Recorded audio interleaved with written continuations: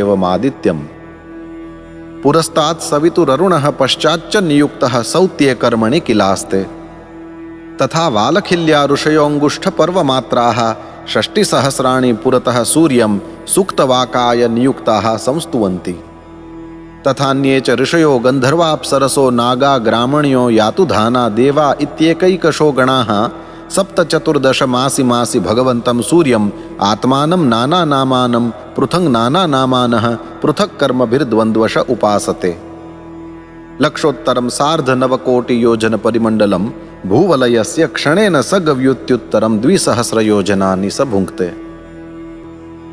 इति श्रीमद्भागवते महापुराणे पारमहंस्यां संहितायां पञ्चमस्कन्धे ज्योतिश्चक्रसूर्यरथमण्डलवर्णनं नाम 21ोऽध्यायः।